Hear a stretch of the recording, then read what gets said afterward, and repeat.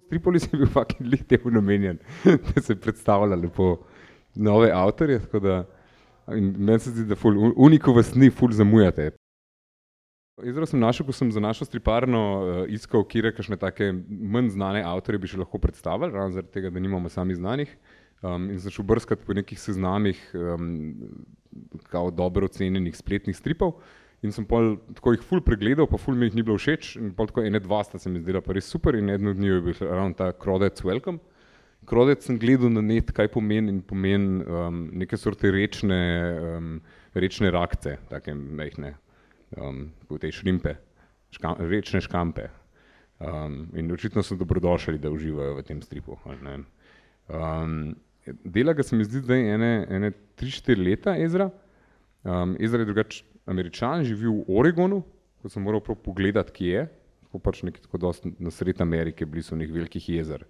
Tako mislim, da je malo gor nad Illinoisom ali kako, nad Chicagom. In mislim, da še študira, še vedno se tako ful zadev o njem ne vem, ga bomo pač danes vprašali gor na Skypeu, kaj sploh počne. Ampak ta njegov strip je pa zdaj tako ful dobiva enih bralcev, pa ful se pojavlja na teh seznamih najboljših stripov, meni je ful všeč. Tako delno spominja za neko poznate mal na Gurevičev Perry Bible Fellowship, recimo potem, kako dosti kratke forme, neki strne, pa kako uporabljati malo kompleksne fonte, pa ful šrafirano, pa natančno risbo v enih delih PDF-a, ampak tako ful ima nek specifičen humor, ful je tako, ful ima določen specifičen humor v smislu nekaj tazga, malo tako tazga nekih hipsterskih referenc, pa ful je tak mlad strip, ampak hkrati ima pa te noro narejene živalce, kot izgledajo, kot so prisane iz enih enciklopedij, pa tako in tak old school look ima, tako mene je blazno všeč. So pa ful različni, pač tako, ene cele serije teh glavnih likov ima, en lik recimo, ko se skozi pojavlja nek netopir, ko ful časa nastopa noter, pa neke gobe, ko se pogovarjajo, tisti meni niso bili toliko všeč, ful mi je pa všeč te dva tigr pa pav, ko se zadnje čase pojavlja ta v enih stripih in ta je meni eden najljubših tukaj, ko se pogovarjate o tem, koliko lukenj imajo samice od kakšne vrste. Veš, kot se klega začne pogovarjati in prav ta tiger, I love stealing chicken eggs, but I hate having to clean poop off of them. I get pretty ooged out anytime I'm reminded of the fact you birds only have one hole. Is sex always kind of gross for you guys, like some James Joy pistol? In potem začne ta pav razlagati in je tako ful dobro, ko se pa ful sprašuje tega tigra, koliko lukenj imajo že samice od sesalcev in pol tiger ful začne nabijati, da jih imajo ful več, kot zares, pa tako ful ima dobro što se. Neka ta druga, kjer ta tiger ubije Filipa Glasa iz nekaj razloga in si ga naroči v džunglo v krsti. Is that Philip Glass? Yeah, dog. You had him killed? Yep. And shipped here. Had to be sure. Eugene, this is serious. You had an important American minimalist murdered. Dude, it's just Philip Glass. But it's just Philip Glass. Tako je to fular. In tako jim ful je teh prsteve, pa ful je darko ime Eugene, pa čak ne spomnim se, kako je že Pav ima tudi ena taka ful dobro ime. Pa ta srna je, pa crnica pa taka ful nežna, pa tako vedno je tako malo jebete v glavo oba. Pa ima cel nek drugo serijo stripov, kjer on nastopa v obliki te sove, pa tudi njegova punca je sova, same sove so, tako svet so in to so oni. In pa ima take autobiografske, ki ga zdravnik sprašuje, is it fun being an illustrator, do you get to meet other illustrators and party with them? Yeah, dude, last night a bunch of us snuck into Dr. Seuss' subterranean mausoleum and had a big old orgy. I snorted caviar off Jane Brad's tits. In tako je pa ful. Tako, super. No in ima ful teh sov, no. Pa ima pa še neko celo serijo, kjer pa v bistvu razlaga svoje dogodke iz otroštva, prek raznih živali, ko jih govorijo. Tako kar ene živali, kar en tak mehen tapirček ali pa tako, pa tukaj ena žirafa, tako pač razlagajo kar ene zgodbice z njegovega otroštva. Tukaj mislim, da razlaga o tem, kako je ful rad jedel te gumijaste bombončke v obliki morskih psov. In pa je bila reklama kao, da get them before they get you. In zato, ker si doma niso mogli prvoščati teh gumijastih bombončkov in pa ful nočne more, da ga bojo pojedli taki mehni gumijasti šarki. Ful, ja. Ja, tukaj razlaga prek te žabe, kako imajo recimo težave risati žabe in kako jim je dostikrat naredil preveč sklepov v nogah in tako. Ful zabavno. I ended up overdoing it, but utterly perplexed as to what had gone awry. I looked at him thinking, what is it, buddy? Huh? What is going on with your legs? And he was like, I have 6 goddamn femurs. Je tako ful, krasen je. In kle prek enega ptiča nekaj razlaga in tako. Pa ima še neke take cele debate kle med živalmi, ko se en zajec z enimi želvami pogovarja, tako svašta je. In te želve pač povejo, da so pojedle enega drugega želvaka. Čeprav ga najprej nalažejo, da želva naga laufa naokrog po gozdu. Krasne so. No, okej. Gled sem naredil tako malo selekcijo takih najboljših, ampak je pa ful teh, ko jih zdaj kle kažem, so zdaj razstavljeni pravzaprav tam pod štengami. Smo naprintali take večje slikce in jih tam pač razstavili cele, tako da si jih lahko ful blizu pogledate, ko ima res to ful noro risbo. Pa ti so mi ful ta Boris Deloris je meni super, ko je taka, kao je da je malo parodija na neke te ameriške učbenike, ko so ful slavile, koliko so Američani dobri. Here again is little Boris Deloris. He's smiling today. It seems he has made it into space on a rocket. He's called it Vostok 1. What a strange name he's given his funny-looking rocket. Here comes two shifakas zooming by in a slick rocket. Their names are Neil Armstrong and Buzz Aldrin. They sure were fast. Where are they off to, wonders the little Loris. Poor Boris has absolutely no idea. He doesn't even have a fucking clue.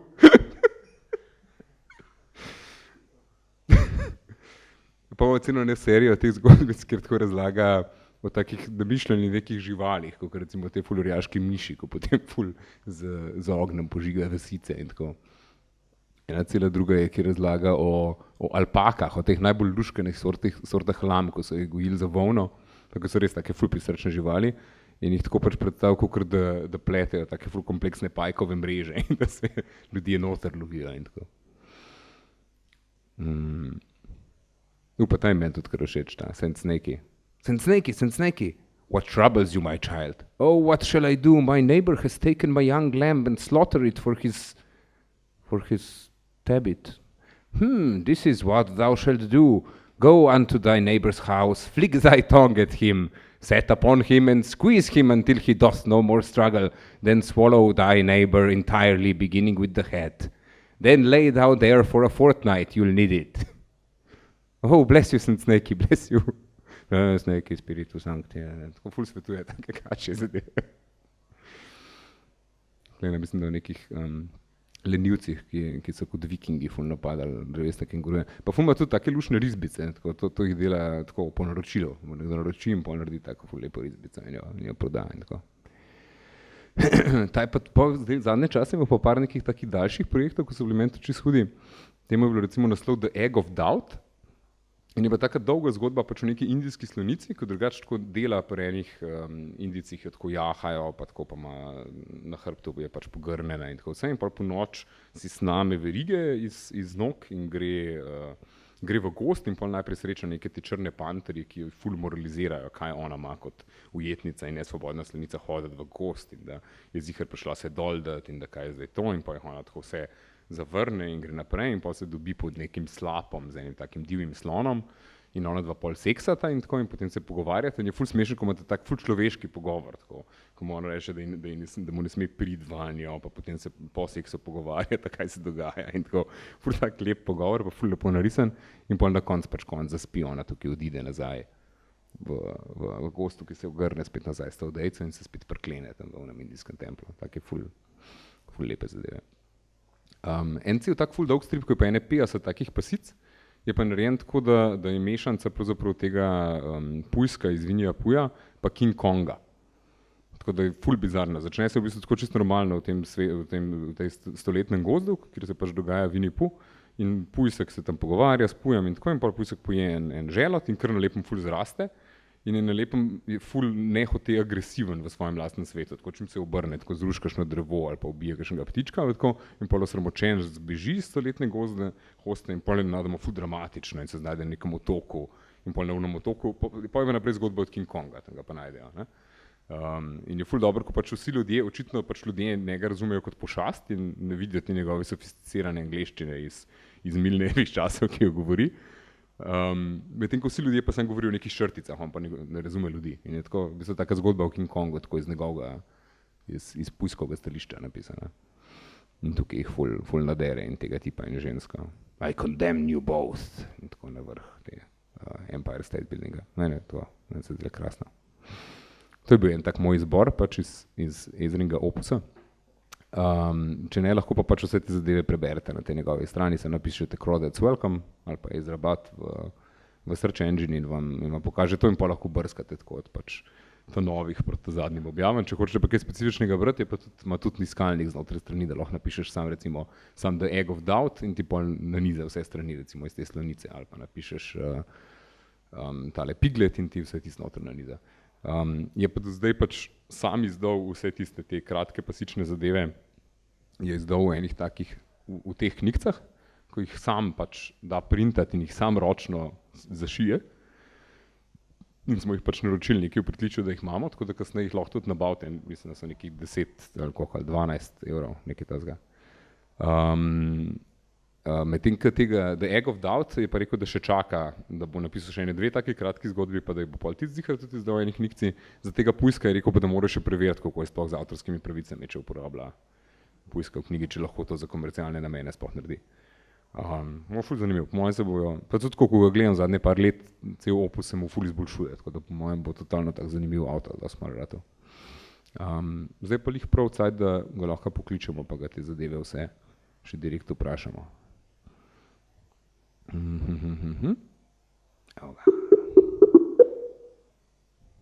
Hello. Hey, how are you? Yeah, you can see yourself on the big screen in the back. I hope that's not too discomforting. No, it's all right. How are you? It's still early over in Oregon, right? Yeah, it's still pretty early. Did you just get up or? Yeah, probably. Well, I had to set an alarm because I worked. I work nights, so yeah, I pretty late. Okay. Do you usually you like working late? Yeah, I like being up way late at night. That's when I work best, I think. Cool. Yeah, I usually get it as well. Cool.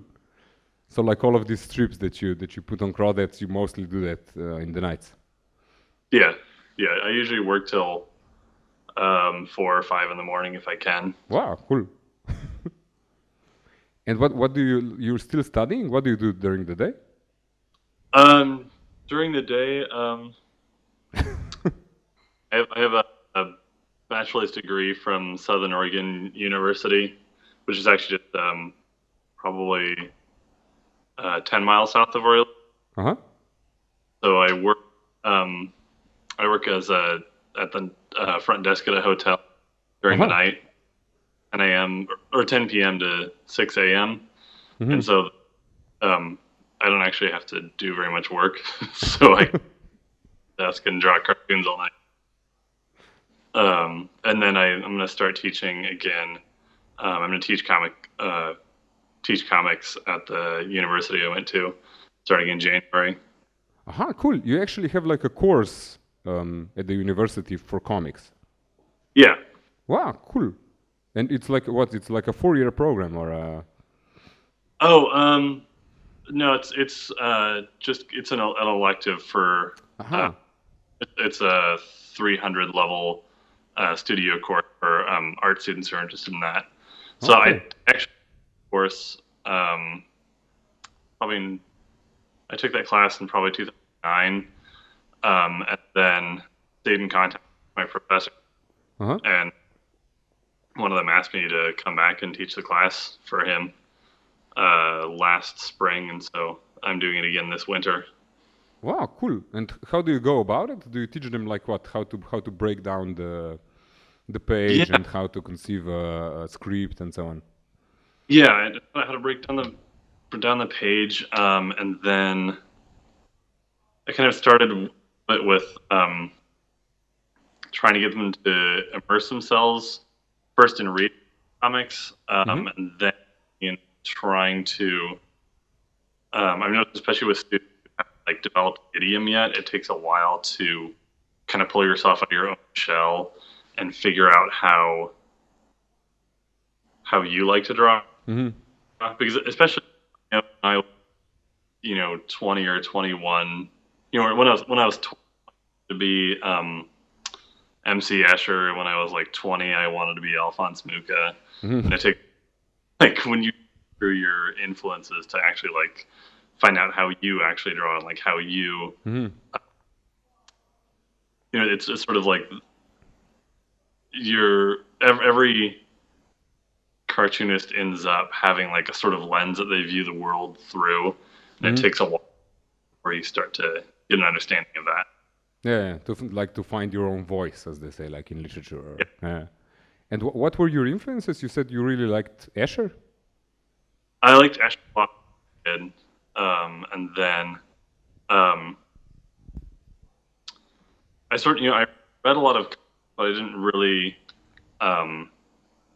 think about drawing in a comic style. Like, I mean, because you can kind of tell, because I don't really have a strong line in comparison with, I render much more than I outline.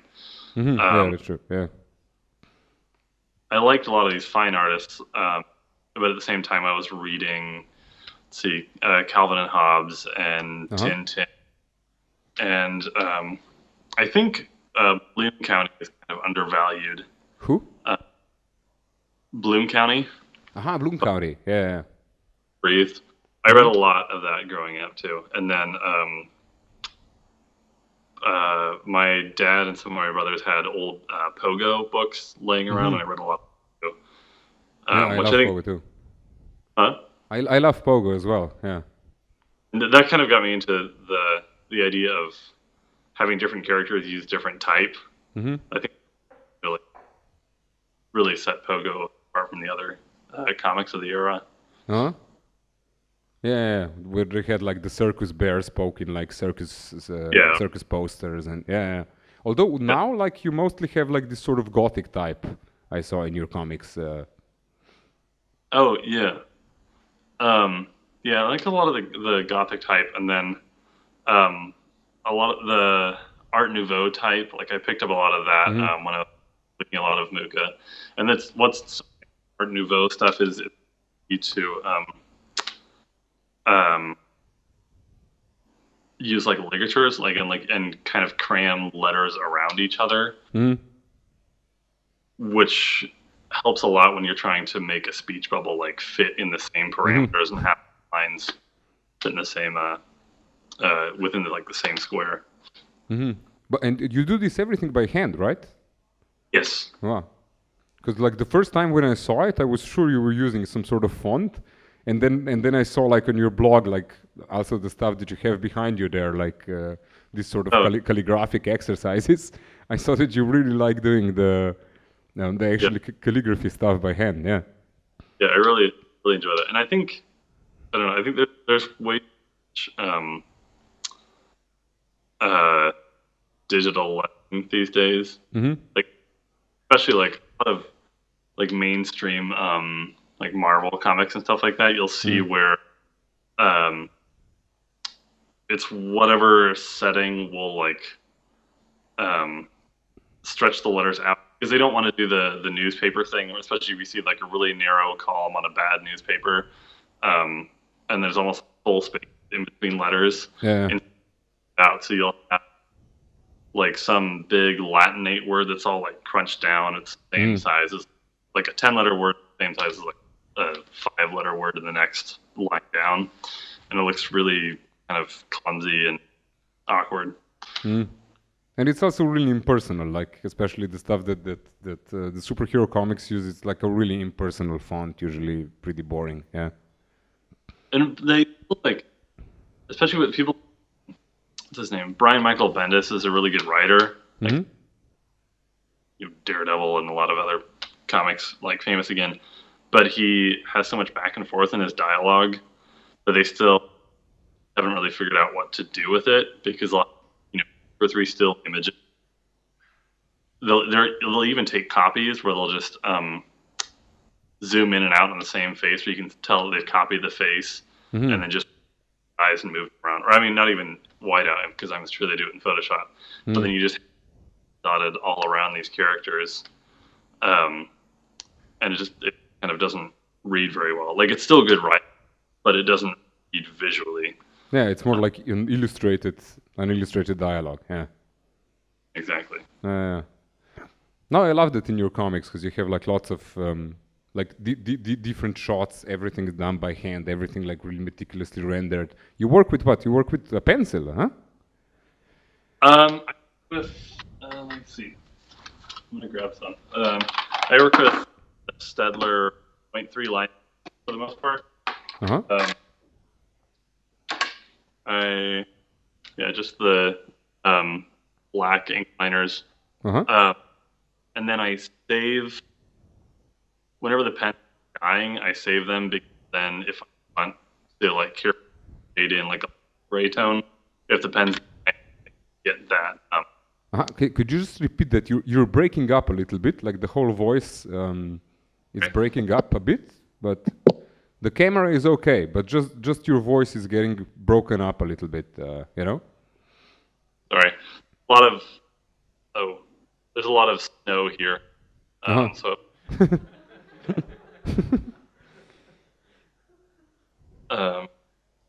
is it still? Yeah, still a little bit. But maybe just, I think it'll be fine. If we don't understand something you say, I'll just ask you to repeat it. Otherwise, it's fine. You're coming in clear, like the picture is really nice, everything is okay. You're just breaking up every once in a while, so it should be okay. So we were talking about what you draw with. You actually, because I thought you draw with pencils. It looks like it's penciled, and it's not. It's all done with ink. Yeah. The strips. Yeah. And once a pen starts dying, I save the pen, and I can get more gray tones with them. Okay. Cool. Yeah, I get it. Okay, that's why it looks like sort of pencil-y sometimes, because you use the... okay, cool. And like the egg of doubt thing, that's all done with ink as well.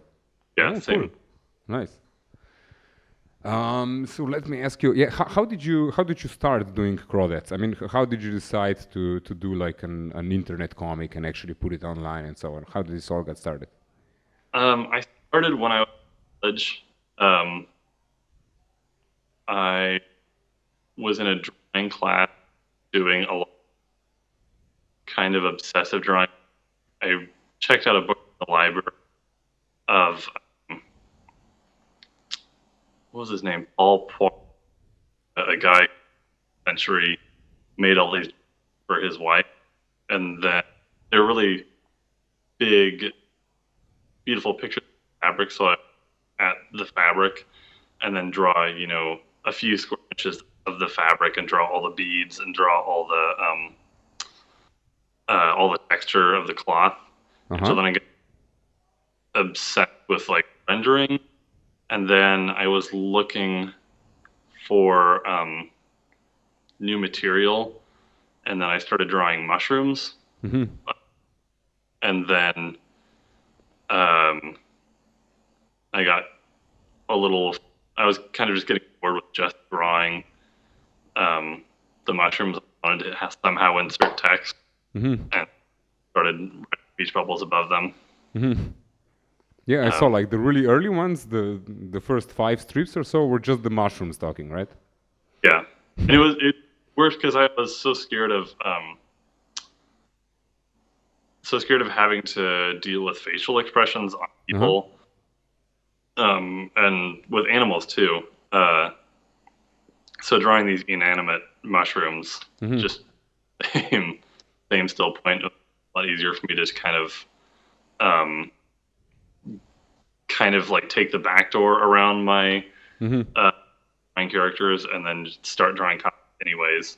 And then once I got more comfortable, I could start throwing in like pandas and people and things like that. Yeah, that's why we talked about this a little bit in the mails as well, because I thought you did like the animals were really good. I really like them, even though you say that but even if they're awkward, they're really good, they're really persuasive. Whereas I think like with people, I can still see that you're not really sure, because they're not outlined as surely as the animals are. I think that's sometimes the problem, that they come out a bit more two-dimensional, whereas your animals are really strong, even if they're, Well, fur and so much more fun to draw than trying to like get these weird smooth facial features on people. They're really cool, and I like like the stuff that you do with the with the tiger and the peacock. Those are like my favorite ones. I saw that like in the older ones, you had the mushroom suddenly starting to interact with this really like this douchebaggy sort of bat, right? And the bat, like for me, was really annoying. I didn't like the bat at all. But like the tiger and the peacock, I love. They're really weirdly sophisticated, and they're also jerks, but they're jerks in a different way. So they're really cool. Yeah, the bat, I got bored of. Like, because the first one with the bat was in college, and then I just kind of got bored and didn't know what to do with them anymore. But the tiger and the peacock were, I think one of the first ones I did that it was because I was talking about talking with two of my friends who were both they're both music majors, so they're both taking history of Western music at the same time. Mm-hmm. You know, so 22-year-old, like, I don't know, college males, and like just kind of being snarky and shitty to each other. Mm-hmm. But you know, one didn't want or he wasn't enjoying the was it the threat of the Penderecki, the big like dissonant aleatoric piece, and so they were just like fighting over that, and I just kind of took the dialogue and ran with that. And so then, like some of the dialogues are from these friends of yours. Yeah. Mm-hmm. And then like that was one of the really obvious things I ever picked at a comic it was Scott Kurt and what's his name? Chris. I'm trying to blank. It's the guy who does Chainsaw Slip. They were saying is it being staticky again? Yeah, it's breaking up a little. It's weird because at first when we did the test, I could hear you perfectly. I don't know what was different. Weird. Yeah. I'm right next. Okay. I don't know.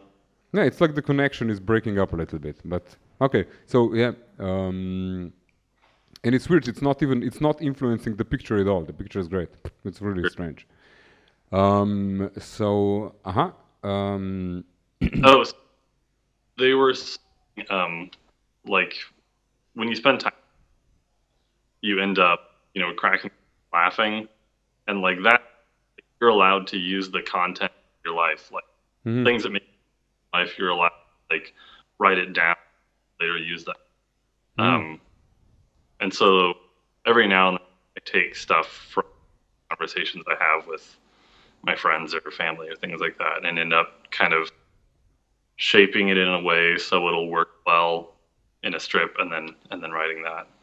Yeah. Okay. Yeah, because some stuff is very obviously autobiographical. Like all of the strips that you do with the owls are about you, right? And yeah, and the strips that you do where you talk about your childhood memories through other animals, that's very obviously. But I didn't know like about the other stuff.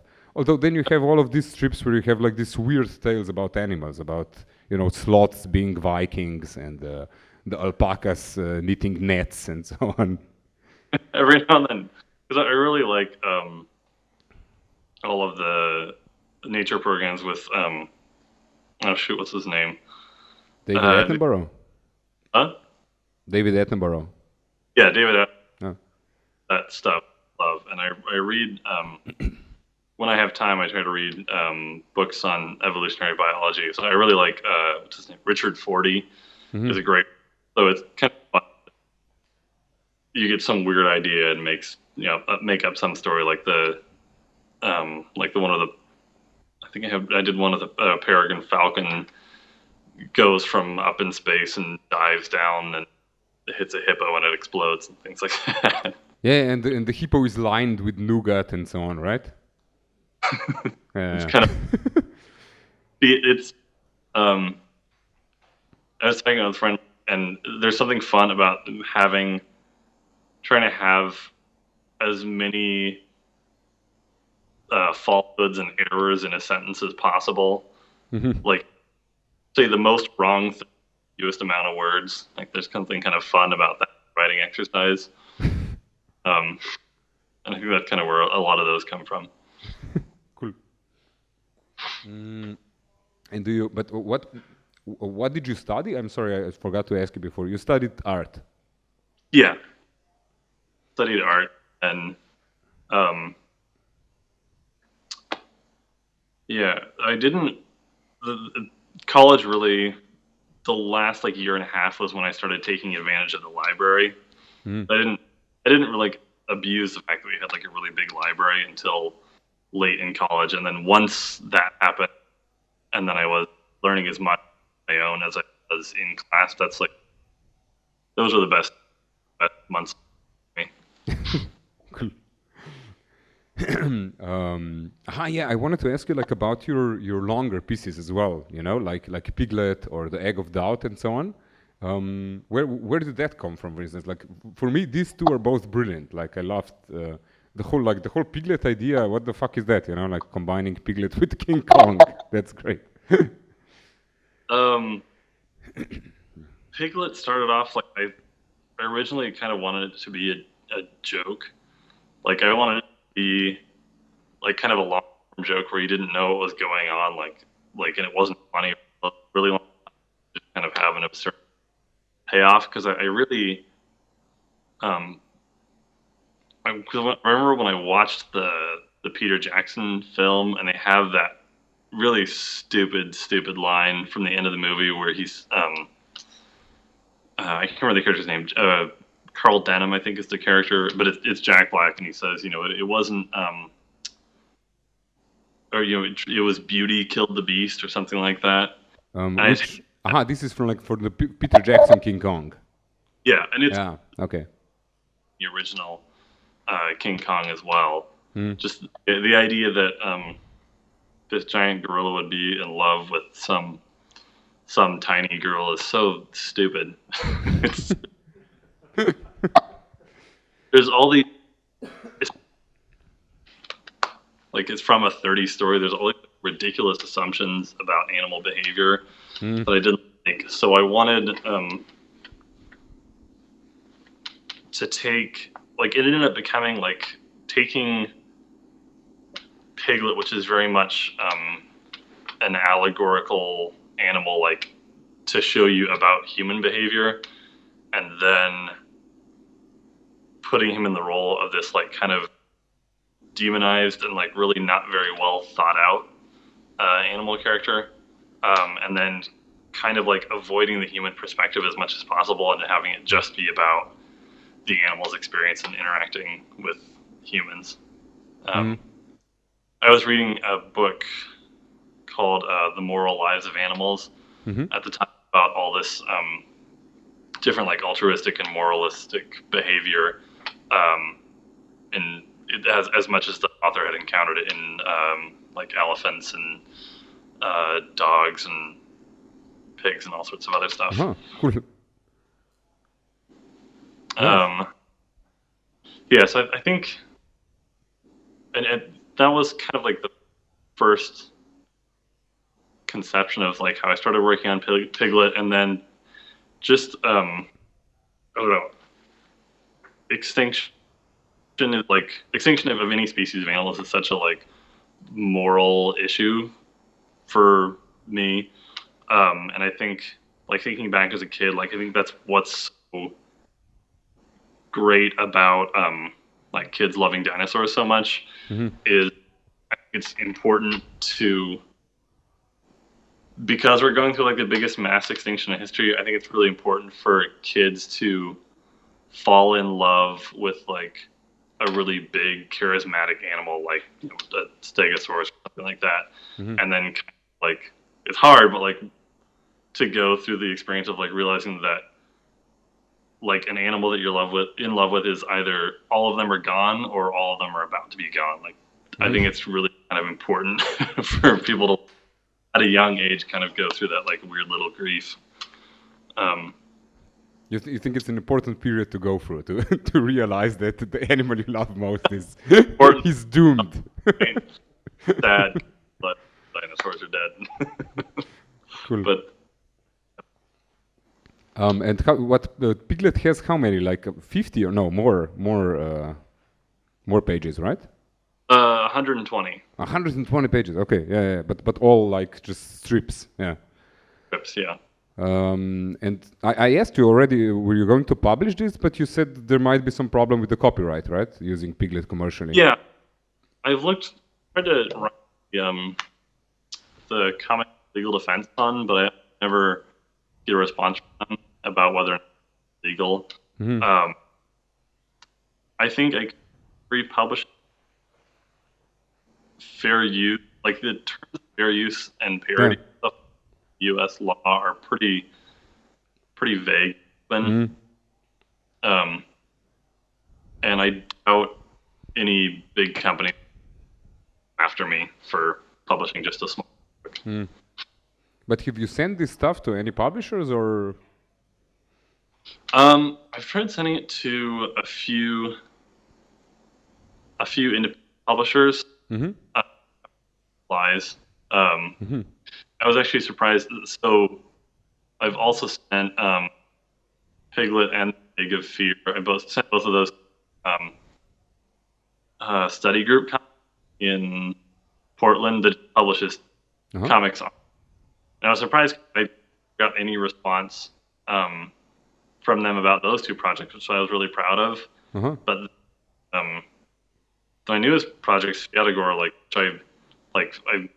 it's kind of more of a labor of love because I'm drawing people instead of animals. They that kind of surprised me that I didn't hear anything about Piglet or the Egg of Fear, but then I suddenly was approached about that new comic pencil. The one you're doing, the Spiatagor, or which one? Yeah. Okay. You think maybe because it had people in, or? I don't know what about it appealed to them over the other two. I'm still not So quite. you're talking to them about publishing this one?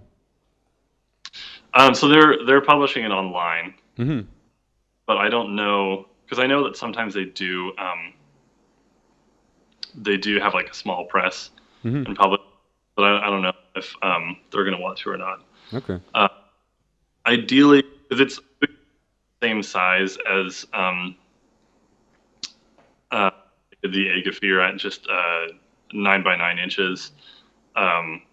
So once I do a third story at that size, I'd like to go Kickstarter route, try and figure out all the finances for what I would need for a book, and then try and self-publish a collection of 3 stories. Did you say on Kickstarter? No. Yeah. Okay, cool. Let us know when you do that. We'll try to make some make people get people to know about it. Cool. I love it. But the Egg of Fear for me is some of almost my favorite thing from you.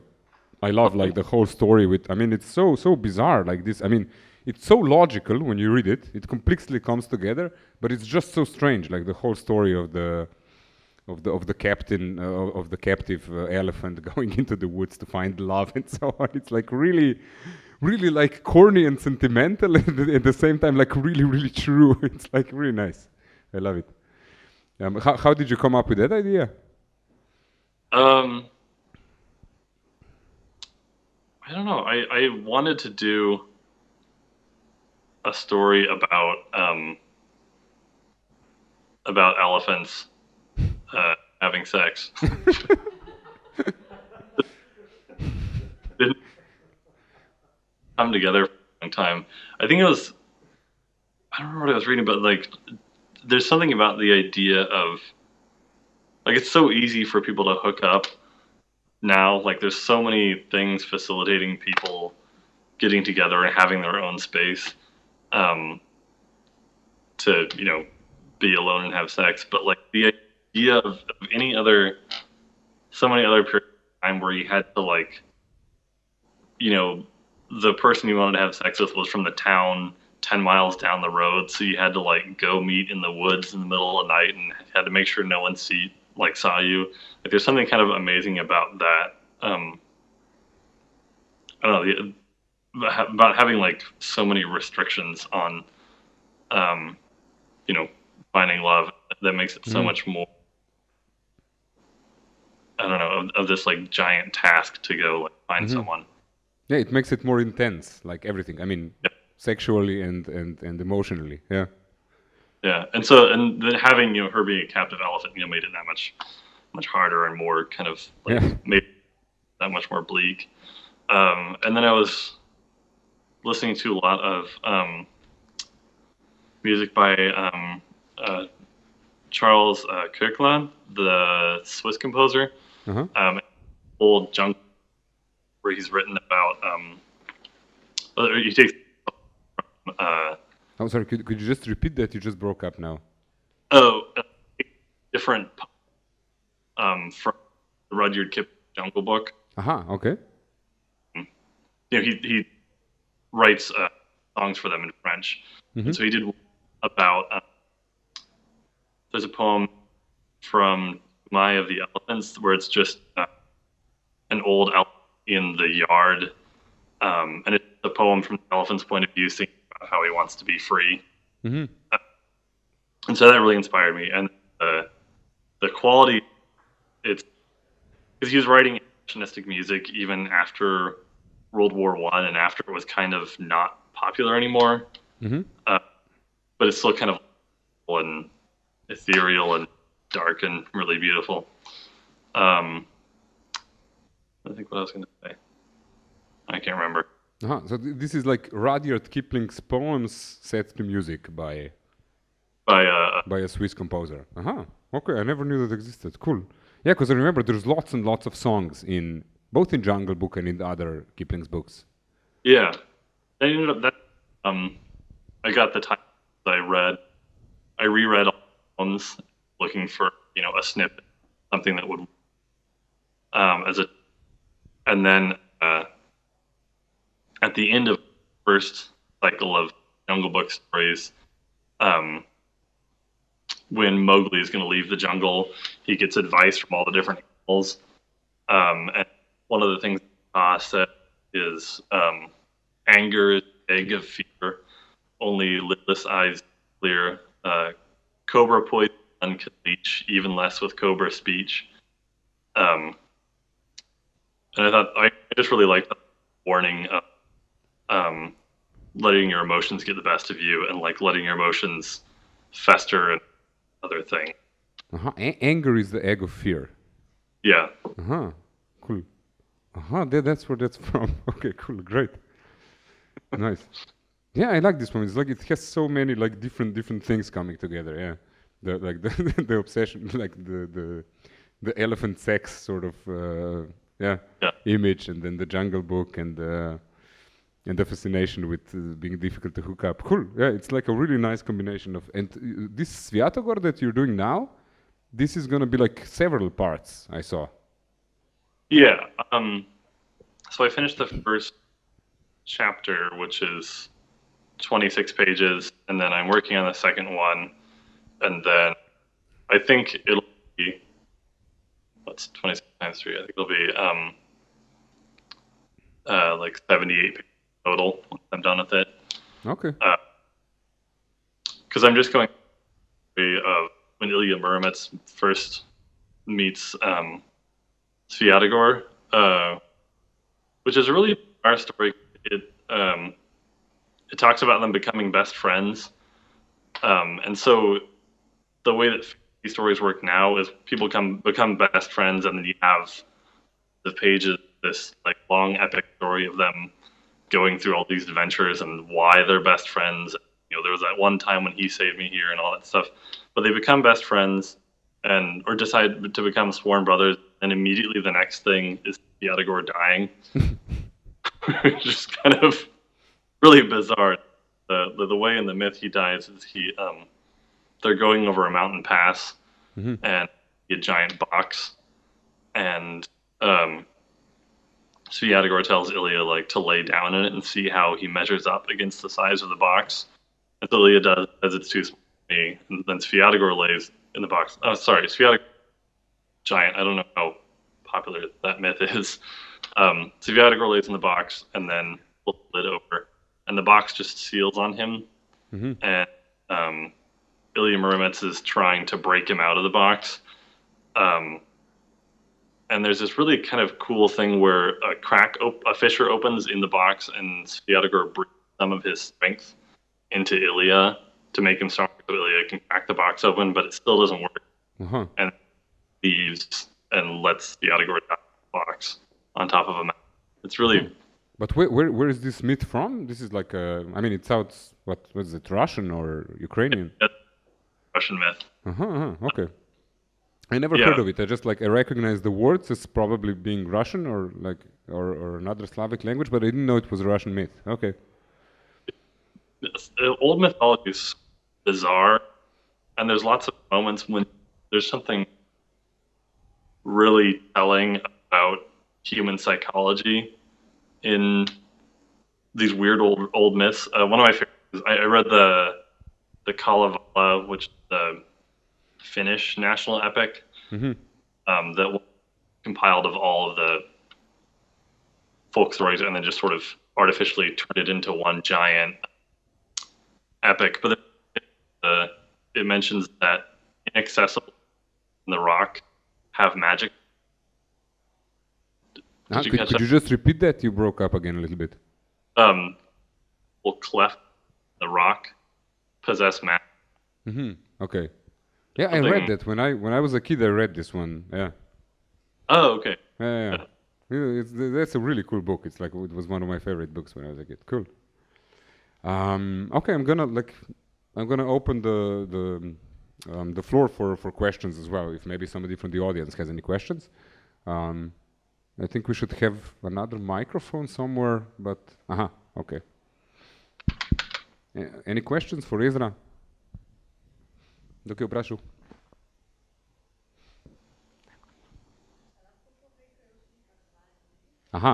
Aya is asking if you can tell us something about the pictures behind you. I'll turn to the one behind. That's a page of calligraphy that I did when I was 13 or 14. So it's from 2000. And I liked it. I found it in a folder a year or so ago, and I liked it, and so I put it up next to me. Then let's see. There's 3 other pictures. There's one, 2 chickens. Nadie te quiere. Oh yeah, I like that no one loves you. Great. And then there's a Opiminia regalis, which is a that came out like right the Cambrian explosion. Really bizarre. Like it has this little like clamshell mouth on a stalk, and it has 5 eyes. It's bizarre. There's a picture of the evolution of whales. So it starts with like a 4-legged animal, and then it goes up to like a blue whale at the top, but then there's like an ambulocetus and a bunch of other things in the middle. Okay, cool. But like the only one by you is the calligraphy one. Yeah. Okay. Cool. Any other questions? Okay. Yeah. Okay. Probably an obvious question, but I didn't remember to ask it. Why is your blog called Crawdads Welcome? I needed a title, and drawing a lot of invertebrates at the time, and was also cooking a lot of southern food.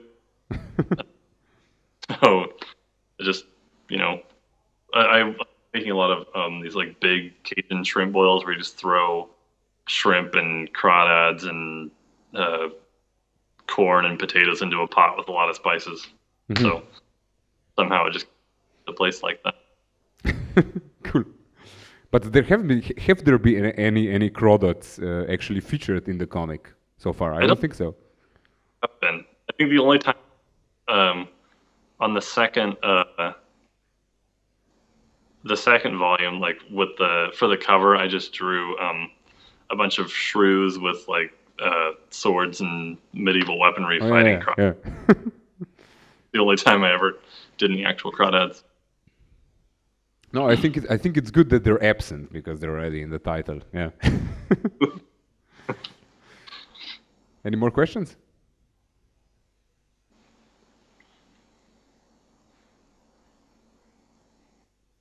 Nič? Da? Dobar? Okay. Cool. Well, yeah. Well, we talked about 45 minutes anyway, so it's yeah. Okay, great. Then I'd like to thank you for now, Ezra. We'll keep in touch. I'll write you like a short thank you note afterwards. But really, like thanks a lot for being here talking to us. We're selling your books right here. We have them like about 10 of them stacked up. The ones that you sent that we got the exhibition going. So I hope I'll get more people here enthusiastic about your work as well. And for now, like really, thanks a lot, and talk to you soon. Talk to you soon. Bye, Ezra. Wait for the applause.